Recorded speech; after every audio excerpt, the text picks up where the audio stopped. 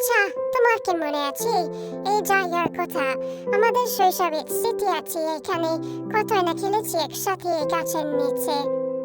হ্যাঁ, এই জায়গার কথা কিভাবে ভুলবো। এই গাছের সাথে কত স্মৃতি রয়েছে আমাদের।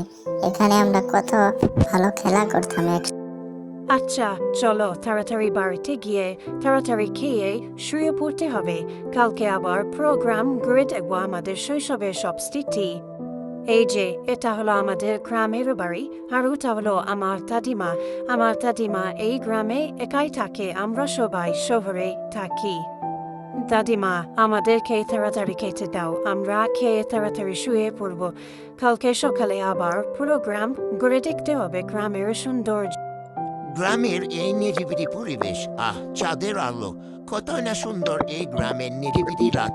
আচ্ছা চলো শুভরি, কালকে আবার প্রোগ্রাম ঘুরে দেখব। চলো আমরা আজকে আমাদের প্রোগ্রাম ঘুরে দেখব, আমাদের শৈশবের স্মৃতি, আমাদের শৈশবের জায়গাগুলো আর সবগুলো একসাথে ঘুরে দেখব। আচ্ছা, তোমার কি এই নদীর কথা মনে আছে? এই নদীতে আমরা একসাথে গোসল করেছি, খেলেছি। এই নদীর মধ্যে আমাদের কতই না স্মৃতি রয়েছে। তোমার কি এসবের কথা মনে আছে? এই নদীর পাড়ের কথা আমি কি করে বলতে পারি? এই নদীর পাড়ে দুজনের কত স্মৃতি রয়েছে। আমরা একসাথে কত এই নদীতে গোসল করেছি, খেলেছি। আচ্ছা চলো আমরা পুরো নদী ঘুরে দেখে আসি। নদীর ওপারে যে মাঝিরা থাকে, সে মাঝির নৌকা নিয়ে আমরা দুজনে পুরো নদী ঘুরে দেখে আসি। আচ্ছা চলো আমরা নদীর ওপারে গিয়ে নৌকা নিয়ে পুরো নদী ঘুরে দেখে আসি।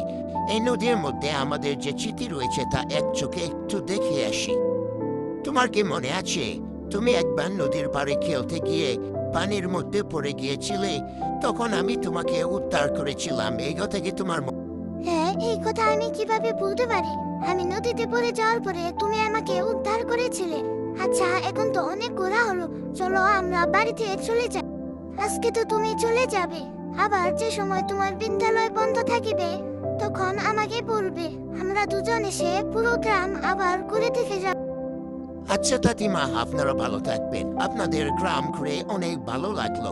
আমার এবার চলে যেতে হবে, আমার বিদ্যালয় 28 তারিখ থেকে খোলা।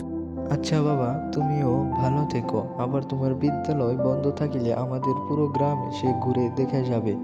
আর তুমি সাবধানে ভালোভাবে যেও। সত্যি আমি এই গ্রাম ঘুরে মুগ্ধ হয়ে গেছি।